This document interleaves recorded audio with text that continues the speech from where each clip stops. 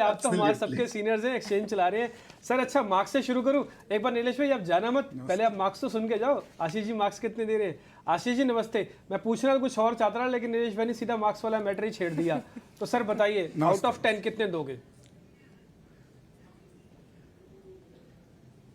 नहीं, मैं 10 में से 10 गुण इसलिए दूंगा कि ये बजट मेरे हिसाब से जो मार्केट्स के जो प्लेयर होते हैं और मेरा जो मंतव्य होता है वो अलग होता है कि ये जो बजट है वो भारत के अनुलक्ष्य में है, नहीं कि मार्केट के अनुलक्ष्य में।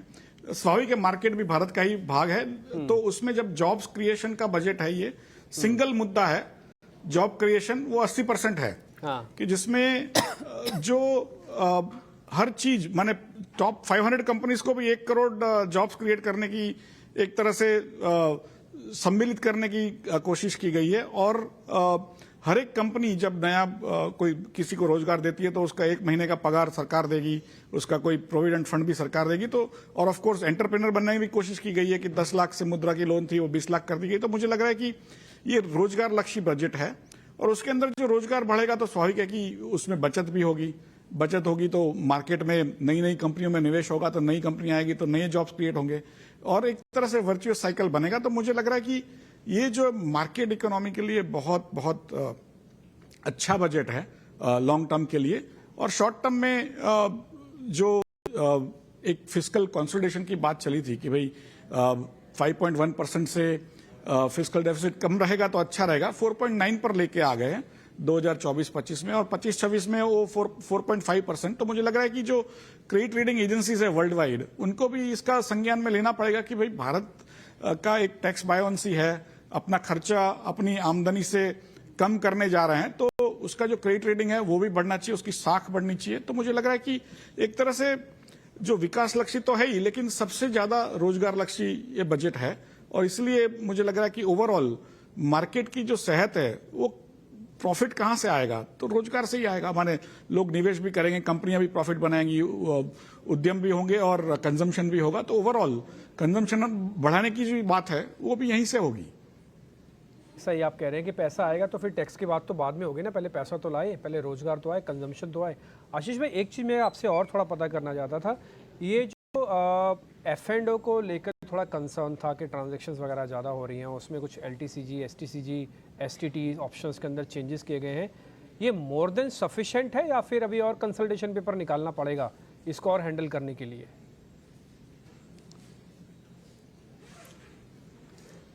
आई थिंक 2 तरह की बात है इसमें कि एक तो जो LTCG, STCG है वो तो सभी जगह पे लागू हुआ और वो एक्चुअली एक्सपेक्टेशन बहुत ज्यादा अंकों का था कि वो ज्यादा बढ़ेगा, जो कम ही बढ़ा है। 10% से लेकर 12.5% फॉर द लॉन्ग टर्म और 15 से लेकर 20% फॉर द शॉर्ट टर्म। तो उसमें एक्चुअली कम बढ़ोतरी हुई कि सरकार टैक्स रिजीम से ज्यादा टच करना नहीं चाहती थी।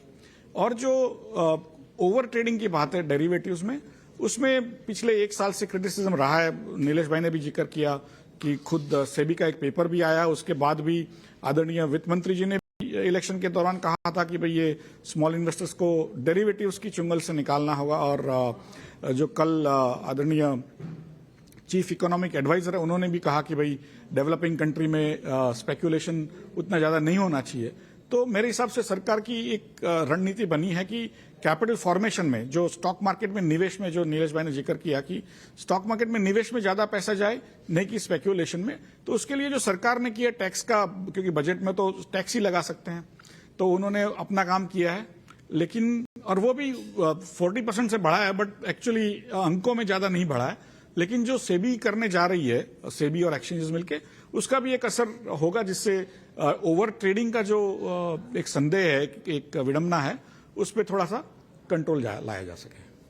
क्वेश्चन मैं आपसे पूछना चाहता हूं, जैसे ये STCG, LTCG वाला मैटर है, या मान लीजिए थोड़ा सा रेगुलेशंस और F&O पे आता है, ये कहीं FIs को नाराज तो नहीं कर सकता ना?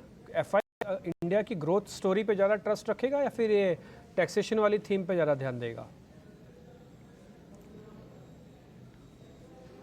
नहीं, it's the other way around कि आपको देखिए FII किस तरह के होते हैं, जो फॉरेन पोर्टफोलियो इन्वेस्टमेंट, जो निवेश करते हैं, वो ज्यादा करके डेरिवेटिव्स में ट्रेडिंग नहीं करते हैं। जो डेरिवेटिव्स ट्रेडर है उसको एचएफटी कहते हैं, जो फॉरेन से आते हैं। उसमें भारत के भी एचएफटी हाई फ्रीक्वेंसी ट्रेडर जो रहते हैं।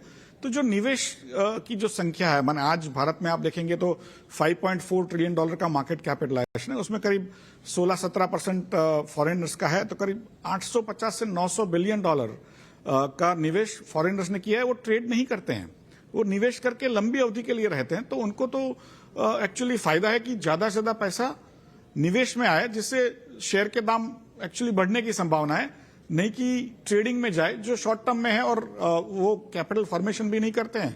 और हो सकता है कि वो एचएफटी की जो पूरे जो फॉरेनर्स भी हैं वो अलग तरीके की किस्म के लोग हैं, वो नॉर्मली एफपीआई की डेफिनेशन में नहीं आते हैं। बहुत बहुत शुक्रिया, थैंक यू वेरी मच। अच्छा कि आपने मेरे को थोड़ा और क्लैरिफाई कर दिया। एक्चुअली मैं थोड़ा इस सेंस ये कि बैठा था कि कहीं ऐसा तो ना हो कि ये टैक्सेशन वाली स्लैब से कुछ और मूड माहौल ख़राब हो, लेकिन आपने अच्छा किया। और एक पॉइंट सर आपके लिए मैं शुक्रिया अदा भी करूँगा, आपने व्यस्त समय में से आपने हमारे लिए समय निकाला, इसके लिए बहुत बहुत शुक्रिया, थैंक यू वेरी मच। आगे भी उम्मीद करता हूँ सर जल्दी आपसे वापस मुलाकात होगी। बहुत शुक्रिया sir, thank you very much, अच्छा लगा आपसे बातचीत करके।